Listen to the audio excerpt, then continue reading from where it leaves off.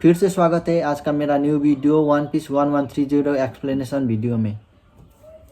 Let's start this episode. इससे पहले का एपिसोड कुमा का फ्लैशबैक में खत्म हुआ था, इसीलिए ये एपिसोड भी कुमा का फ्लैशबैक से ही शुरू होता है, जिसे गॉड वैली इंसिडेंट भी कह सकते हैं। ये एपिसोड शुरू होता है सेलेस्टर ड्रैगन के कंपटीशन से। गॉड वैली आइलैंड का स्लेबों के ऊपर एक एक टारगेट लगा हुआ होता है। जो कोई भी उस टारगेट पर मारता है उसे 10,000 पॉइंट मिलता है और उसको एक अच्छा सा इनाम भी मिल जाता है। गार्लिंग बोलता है मुझे देखना और मुझसे कुछ सीखना। स्टार्टिंग में ही कुछ लोगों को तो मार भी देता है और वो सब सैटर्न देख रहा होता है। उन्हीं में से एक इंसान कहता है हम इंसान तुम लोगों को खिलौना नहीं है। दूसरी तरफ कुमा भी भाग रहा होता है और इबान को कुमा को कहता है हमें यहाँ से जल्दी निकलना होगा। अब हमें एक नेवी हेडक्वार्टर दिखाई देता है। उसी हेडक्वार्टर से एक नेवी गार्ड को कहता है तुम्हें जल्दी से जल्दी गोल्ड वैली आइलैंड पे जाना होगा। पर गार्ड वो सब इग्नोर करके तुम लोग कितना ज्यादा डर क्यों रहे हो, मैं नहीं जाऊंगा कह रहा होता है। हमें नहीं लगा था वहाँ पर कुछ ऐसा होने वाला है, वहाँ पर रोजर आने वाला है। ये सुनने के बाद गार्ड कहता है ऐसा है तो मैं वहाँ पर जरूर जाऊंगा। आइलैंड में कुमा भी दूसरे लोग एक साथ भाग रहा होता है। तभी कुमा का टारगेट के ऊपर एक तीर लग जाता है और कुमा उसके ऊपर ध्यान नहीं देता है। इबान को कहती है देखो वहाँ पर समुद्र की तरफ इतना ज्यादा नेवी शिप होने की वजह से हम लोग यहाँ से नहीं निकल सकते। ये गेम ऐसा ही है, अब 3 हफ्ते के अंदर इस आइलैंड के सारे लोगों को मार दिया जाएगा, इसलिए अब हम एक नॉर्क में है। एक इंसान कहता है इसका मतलब 3 हफ्ते तक सरवाइव करेंगे तो बच जाएंगे। इबान को कहती है ऐसा नहीं होगा क्योंकि अब तक इस गेम से कोई भी बचा नहीं है। तुम्हें लगता है तुम यहाँ से बच सकते हो तो ट्राई कर सकते हो। तुम ये बात याद रखना कि इन लोगों को इंसान को मारना भी एक गेम लगता है, इसीलिए ये सब सपना देखना बंद करो, हमें खुद यहाँ से निकलना होगा।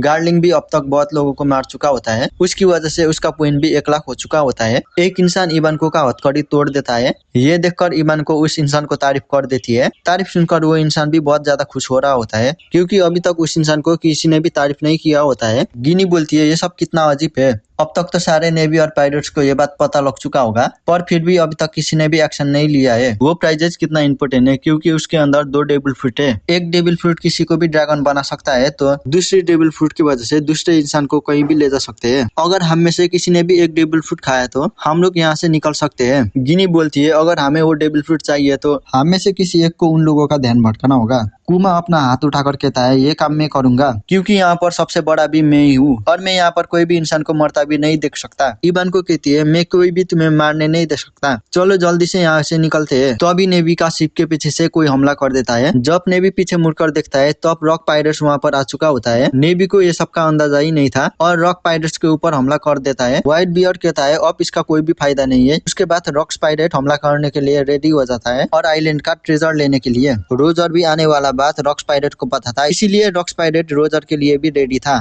तो अभी एक नेवी भी चिल्ला रहा होता है यहाँ पर हम लोग कुछ भी समझ नहीं पा रहे हैं क्योंकि यहाँ पर पायरेट ने अटैक कर चुका है। तो अभी वहाँ पर गोल्डी रोजर भी आ चुका होता है। रोजर अपना शिप से जंप मारकर कहता है क्या तुम्हें पता है मैं इतना सालों से क्या फील कर रहा था। गार्लिंग भी ये सब देख रहा था और फाइट करने के लिए भी रेडी था। रोजर का क्रू भी आइलैंड की तरफ जा रहा था। इबान को कहती है इन लोगों से पहले हमें वो डेविल फ्रूट लेना होगा। एक ने भी चिल्ला रहा होता है यहाँ पर बहुत ज्यादा हालत खराब हो चुका है। तो अभी वहाँ पर गार्ड का शिप भी आ चुका होता है और गार्ड कहता है रोजर किधर है। सारे ने भी गार्ड को देखकर खुश हो रहा होता है और कहता है अब हम लोग जरूर बच जाएंगे। इबान को और कुमा को ट्रेजर मिल जाता है और कहता है जल्दी से इन डेविल फ्रूट को खाकर लोगों को बचाते हैं। तो अभी वहाँ पर बिग मम भी आ जाती है। बिग मम इबान को की हाथों से डेविल फ्रूट छीन लेती है और कुमा को भी उसका डेविल फ्रूट मांगती है। इबान को बिग मम का पैर पकड़कर कहती है जल्दी से वो डेविल फ्रूट खा जाओ और लोगों को बचाते हैं। कुमा डेविल फ्रूट खाने से पहले सोच रहा होता है तभी इबान को कहती है ये सोचने की समय नहीं है, जल्दी से डेविल फ्रूट खा जाओ और सर्वाइव करो। फाइनली वो डेविल फ्रूट कुमा खा लेता है। तभी वहाँ पर सैटर्न भी आ जाता है और कुमा को सैटर्न मारकर कहता है आखिर तुम भागकर जाओगे कहाँ, तुम बस एक स्लेब हो, तुम्हें ऐसा ही मरना होगा। इम्पोर्टेंट होते तो अच्छा होता पर तुम एक स्लेब हो, एक स्लेब को अपना पूरा जिंदगी काम करते रहना होगा और लास्ट में जाकर ऐसे ही मार देंगे। कुमा कहता है काश मेरे पास भी निकाह का जैसा पावर होता तो मैं यहाँ पर सभी लोगों को बचा लेता। गॉड वैली आइलैंड पर बहुत ज्यादा खतरनाक फाइट चल रहा होता है। अब हमें शोरबत किंगडम दिखाई जाता है। इबान को कहती है और उसके बाद आगे क्या हुआ मुझे नहीं पता।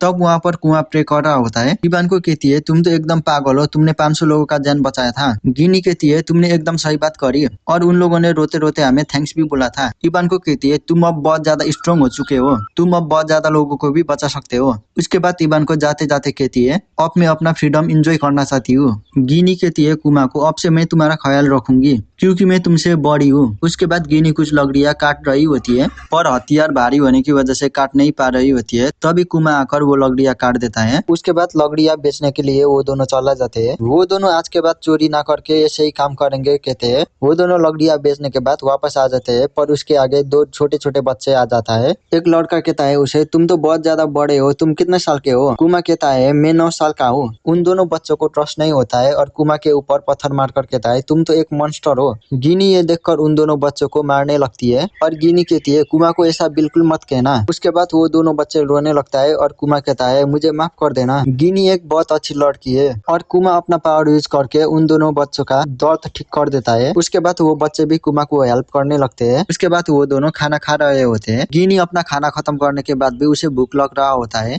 उसके बाद कुमा अपना खाना भी उसे दे देता है। उसके बाद गिनी रात में कुमा को कहती है तुम कितने साल में स्लेव बने थे? मैं 4 साल में स्लेव बना था। गिनी कहती है आज तो मेरा पेट फुल हो गया। उसके बाद गिनी रोने लगती है। कुमा भी अपना फैमिली को याद करके सोच रहा होता है अगर वो उसका फैमिली का साथ होता तो बहुत खुश हो रहा होता, पर वो अपना फैमिली से दूर हो चुका था। उसके बाद कुमा भी गिनी को रोता हुआ देखकर वो भी रोने लगता है। आज के एपिसोड भी इतना में ही खत्म हो जाता है और थैंक यू फॉर वॉचिंग।